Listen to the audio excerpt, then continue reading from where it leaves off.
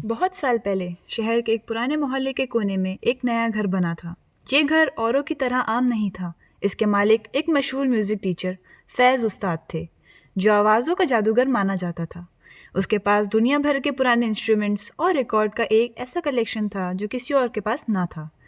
फैज़ का शौक अजीब था। वो कहता था, हर आवाज़ एक रूह रखती है। जो इंसान सच में सुनना जाने वो उस रूह से बात कर सकता है। मोहल्ले के लोग हंसकर उसे पागल कहते, मगर रातों को वो अपने बेसमेंट में छुप कर ग्रामाफोन चलाता और आवाज़ों से गुफ्तगू करता। उन देर रात जागने वाली सेशंस की आवाज़ों में एक ऐसी बेचैनी थी जो पूरे मोहल्ले को सुकून से सोने नहीं देती थी। एक रात फैज़ ने अपनी ज़िंदगी का सबसे बड़ा एक्सपेरिमेंट किया।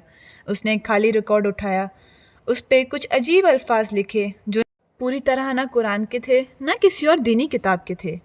फिर उसने वो रिकॉर्ड उठा के ग्रामाफोन पे रख दिया और उसे चला दिया।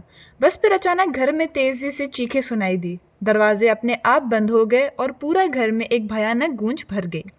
मोहल्ले के लोग भागकर पहुंचे तो देखा कि फैज़ गायब हो चुका था। बस ग्रामाफोन चल रहा था और इसके रिकॉर्ड पर फैज़ का चेहरा बन चुका था। उस दिन से घर बंद हो गया और कर्ज का आगाज हुआ।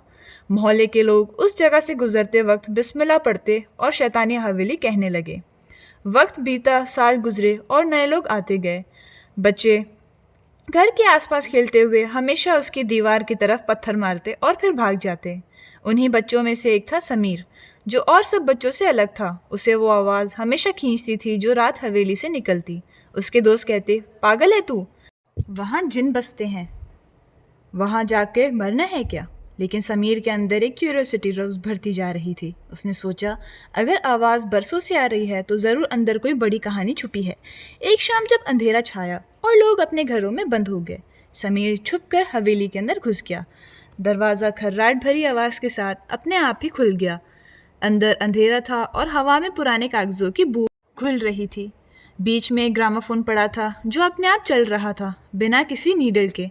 समीर देखकर जम गया। रिकॉर्ड घूम रहा था मगर फिर भी आवाज़ निकल रही थी। उसने टॉर्च उठाई और धीरे धीरे करीब गया। जैसे ही हाथ आगे बढ़ाया, रिकॉर्ड रुक गया और एक भयानक आवाज़ गूंजी, तुम देर से आए हो, हम इंतज़ार कर रहे थे। समीर का दिल ज़ोर ज़ोर से धड़कने लगा, लेकिन उसकी क्यूरियोसिटी ने उसे रोका नहीं। अचानक सामने एक दीवार हिली और उसके पीछे एक छुपा हुआ कमरा खुल गया। अंदर हज़ारों रिकॉर्ड लाइन में रखे थे और हर रिकॉर्ड का कवर पर एक इंसान का चेहरा बना हुआ था। कुछ चेहरे इंसान के जैसे जम गए हों, कुछ रोने की हालत में और कुछ आंखें बंद करके चीखने जैसी। वो सब इतने जिंदा लगते थे कि समीर का खून जम गया। और सबसे बड़ी हैरानी तब हुई जब उसने देखा कि एक रिकॉर्ड पर उसका अपना चेहरा बना हुआ था। उसने डर के बावजूद वो रिकॉर्ड उठाया और चलाया।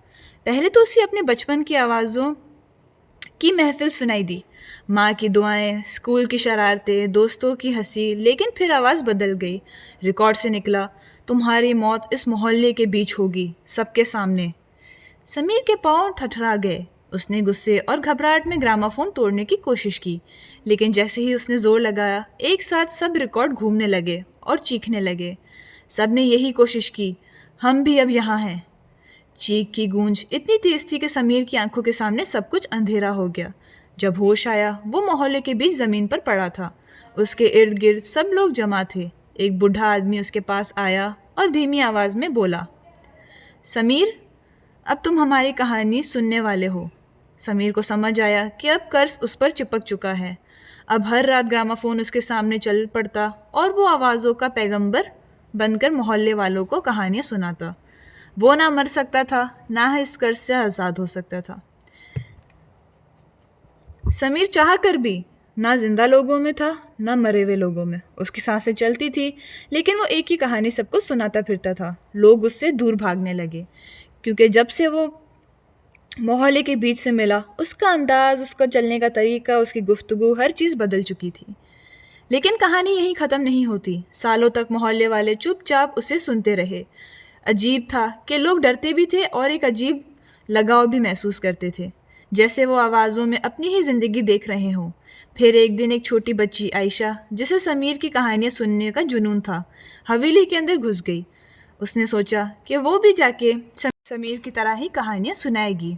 उसे वो बहुत पसंद था। वो चाहती थी कि वो भी हूबहू उसकी तरह ही बन जाए।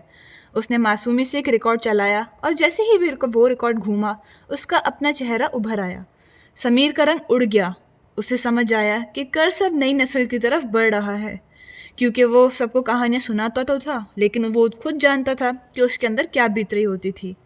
उसका दिल उस बच्ची आयशा की तरफ नरम हो गया। उसने सोचा कि काश मैं इसे बचा पाता, लेकिन उसके अंदर जो रिकॉर्ड की वजह से एक अलग चीज़ घुसी हुई थी, उसने उसे ये करने की इजाज़त ना दी। अब मोहल्ले का हर इंसान डर के साए में रहता है। लोग कहते हैं जब रात को रेडियो जैसी हल्की हल्की आवाज़ गूंजती है, समझ लो एक नई रूह कैद हो रही है। एक नया चेहरा रिकॉर्ड बन रहा है और कोई नहीं जानता कि अगला रिकॉर्ड किसका होगा, शायद तुम्हारा। समीर और आयशा दोनों कहानियाँ सुनाते सुनाते एक दिन गायब हो जाते हैं। मोहल्ले वाले काफ़ी उन्हें ढूंढने की कोशिश करते हैं, लेकिन वो किसी को नहीं मिलते। लेकिन उसके बाद किसी इंसान ने जुर्रत ना की उस हवेली में जाने की। चाहे वो बच्चा हो या बड़ा हो, सब ने उस दरवाजे पर 100 तरह के ताले लगा दिए और जो दीवारें थी उधर बड़े बड़े पत्थर रख दिए ताकि कोई बच्चा मस्ती में भी अंदर ना जा सके। अगर आपको मेरी वीडियो पसंद आई हो तो उसे लाइक कीजिएगा और मेरे चैनल को सब्सक्राइब करना मत भूलिएगा। तब तक के लिए अपना ख्याल रखिए। खुदा हाफिज़।